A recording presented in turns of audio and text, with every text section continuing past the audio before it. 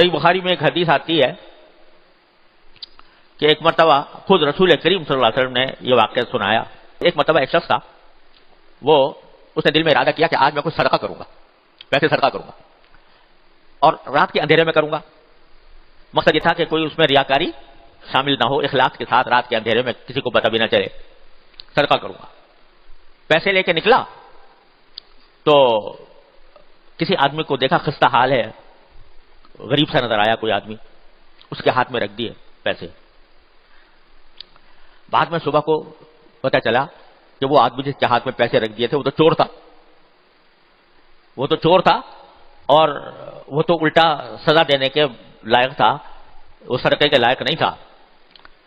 آپ ذرا سوچو کہ اگر آپ ہوتے اور ہم کسی کو صدقہ دیتے اور بعد میں یہ پتہ چلتا کہ وہ چور ہے تو کیا کہتے؟ کہ افسوس کا اظہار کرتے نا، چاہے افسوس ہمارے پیسے ضائع ہو گئے، ایک ایسے شخص کے پاس چلے گئے جو حقیقت میں مستحق نہیں تھا، الٹا چور تھا. مگر اس اللہ کے بندے نے، رسول کریم صلی اللہ علیہ وسلم فرماتے ہیں، جب اس نے سنا کہ میرا صدقہ چور کے پاس چلا گیا تو وہ کہتا ہے الحمدللہ علی سارق، شکر ادا کیا، یا اللہ آپ کا شکر ہے کہ آپ نے مجھ سے صدقہ دلوا دیا، چاہے چور کے پاس چلا گیا مجھے تو پتہ نہیں تھا، لیکن آپ کی توفیق ہوئی کہ میں صدقہ کر دوں تو میں نے صدقہ کر دیا، آپ کا شکر ہے، الحمدللہ علی سارق. لیکن آج پھر کروں گا صدقہ دوبارہ. اب دوبارہ گیا رات کو تو دیکھا ایک عورت جو ہے بیٹھی، وہ بہت ہی خستہ حال میں بیٹھی ہے، اور دیکھنے سے پتہ لگ رہا ہے کہ یہ بہت ہی بیچاری غریب ہے اور خستہ حال ہے. اس کو دے دیا. بعد میں پتہ چلا کہ وہ عورت جو تھی، اللہ بچائے، فاحشہ عورت تھی، وہ طوائف تھی، پیشہ کرنے والی عورت تھی جس کو دے دیا. اب وہ اس دن کا صدقہ بھی ایسی جگہ چلا گیا کہ جو زانیہ تھی، فاحشہ تھی. افسوس ہونا چاہیے تھا کہ بھئی دوبارہ پیسے بیکار گئے، وہ تو بالکل فاحشہ عورت تھی. پھر بھی کہتا ہے الحمدللہ علی زانیہ، یا اللہ آپ کا شکر ہے کہ بہرحال مجھے آپ نے صدقہ کی توفیق دی، چاہے وہ زانیہ کے پاس چلا گیا لیکن صدقہ کی توفیق ہو گئی. آج پھر کروں گا صدقہ. تیسرے دن پھر پیسے لے کے نکلا. رات کو کسی آدمی کو ظاہری حالت میں دیکھا کہ اچھا ہے، یعنی مستحق ہے، اس کے ہاتھ میں پیسے دے دیے. بعد میں چلا وہ تو بڑا مالدار تھا، صدقے کا مستحق ہی نہیں تھا.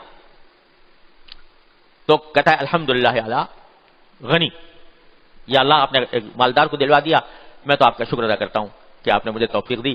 اور پھر تینوں کو کہا الحمدللہ علی سارق، الحمدللہ علی زانیہ، الحمدللہ علی غنی.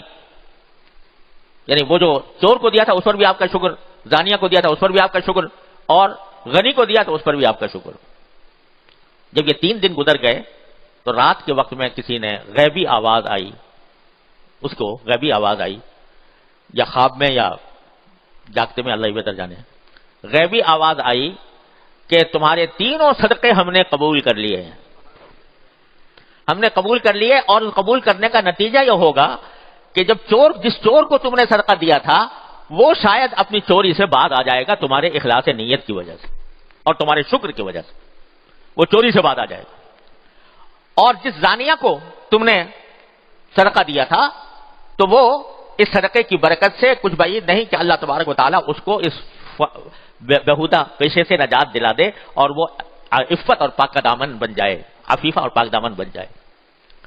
اور وہ جو غنی کو دیا تھا، مالدار آدمی کو دیا تھا، اس کے بارے میں کچھ بعید نہیں ہے کہ اللہ تبارک و تعالیٰ اس کے دل میں تمہارے صدقے کی برکت سے یہ ڈال دے کہ میں بھی تو آخر مالدار ہوں، یہ آدمی پیسے لے کر آیا تھا، صدقہ کر رہا تھا، میں اتنا بخیل ہوں کہ بجائے اس کے کہ میں صدقہ کرتا میں نے اس کے صدقہ کے پیسے وصول کر لیے. تو اللہ تبارک و تعالیٰ اس کو شرم دلا کر اس کو آئندہ صدقہ اور خیرات کے اوپر آمادہ کر دے کہ اللہ کے راستے میں پیسے خرچ کرے. تو اب یہ جو ہے نا، تینوں واقعات ایسے ہیں اگر دیکھو کہ یہ ناگوار واقعات ہیں کہ بھئی اچھا خاصا صدقہ دینے کے نکلا تھا، غلط آدمی کو دے دیے. تو آدمی اس کے اوپر ناشکری کرتا کہ ہے یہ کیا ہوا، میں تو صدقہ دینے نکلا تھا، اللہ میاں نے ایک ایسے آدمی کو دلوا دیا. اعوذ باللہ، ناشکری کرتا. ناشکری کے بجائے اس نے شکر کیا، الحمدللہ علی سارق، الحمدللہ علی زانیہ، الحمدللہ علی غنی.